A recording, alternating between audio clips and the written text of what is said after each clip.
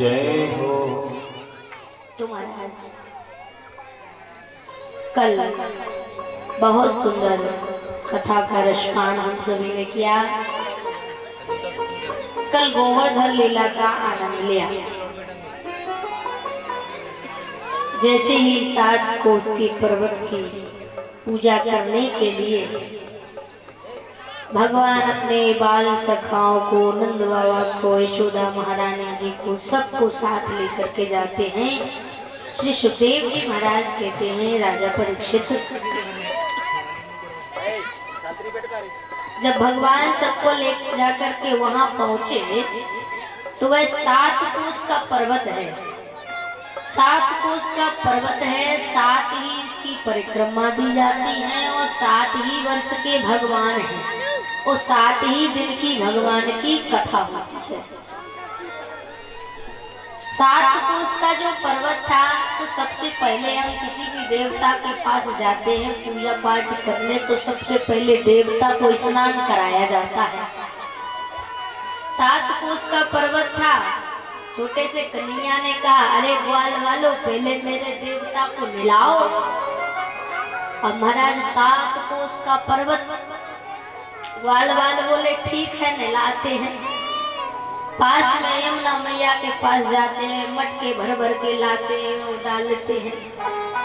खूब मटके भर भर के डाले, लेकिन महाराज 7 कोस के पर्वत को कोई असर नहीं पड़ा।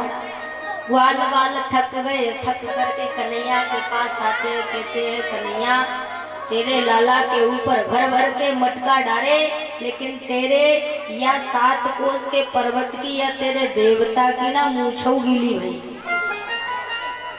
अब बता क्या करें। अब तो हमारे अंदर इतना सामर्थ्य नहीं है कि हम इसको स्नान करवाएं। आते तू ही कोनो उपाय कर ले। तो भगवान ने कहा ठीक है। भगवान ने अपनी योग माया से वहां पर मानसी गंगा को प्रकट किया। बोली से मानसी मैया की जय हो। मानसी गंगा को प्रकट किया है। तो मानसी गंगा के जल से 7 कोस के पर्वत को स्नान कराया गया। लोली, अक्षत, चंदन, 56 प्रकार के भोग लगाए गए। जैसे कि कल हम सभी ने 56 प्रकार के गोवर्धन महाराज के भोग लगाए, प्रसाद को पाया। सभी परिक्रमा दे रहे हैं। अब महाराज पूजा किसकी होनी थी? देवराज इंद्र की, क्योंकि देवराज इंद्र की पूजा के लिए ही तो सारी तैयारियां करी गई थी। लेकिन छोटे से कन्हैया के कहने पर आज नंद बाबा ने देवराज इंद्र को आमंत्रित तो कर दिया, लेकिन भोजन कराने के लिए नहीं बुलाया। अब नुता हुआ देवराज इंद्र बैठा है, सोच रहा है कि अब मेरे लिए बुलावा आएगा, अब मेरे लिए बुलावा आएगा। तैयार बेटा है, बुलावे का समय निकल गया, लेकिन बुलावा नहीं आया। देवराज इंद्र ने सोचा समय तो पूजा का निकल गया है, लेकिन वृंदावन से अभी तक मेरे लिए कोई संदेश क्यों नहीं आया? मुझे चल कर के देख तो लेना चाहिए कि क्या हो रहा है ब्रजभूमि में। देवराज इंद्र अपने ऐरावत हाथी पर महाराज सवार होकर के और आकाश मार्ग से ब्रज की ओर झुक करके देखते हैं, तो ब्रज में तो महाराज आनंद बरस रहा है। सभी गोवर्धन महाराज की परिक्रमा दे रहे हैं, सुंदर सुंदर गीत गा रहे हैं, ग्वाल वाल उछल उछल के नृत्य कर रहे हैं, 56 प्रकार के भोजन पा रहे हैं। देवराज इंद्र को क्रोध आया, मेरा न्योता कर दिया, जिवाने के लिए मुझे बुलाया नहीं, इतना बड़ा अपमान मेरा। देवराज इंद्र को क्रोध आया। देवराज इंद्र क्रोध के आवेश में आकर के और वह मेघों के पास, मेघ जो बारिश करते हैं, वर्षा होती है, पानी बरसाते हैं, मेघों के पास गया और मेघों से जाकर के कहा, जाओ तुम्हारे पास जितना जल हो उतना जल पूरा ब्रज में जाके बरसा दो। सभी शांति से बैठे। जितना जल हो उतना पूरा जाकर के और ब्रज में बरसा दो।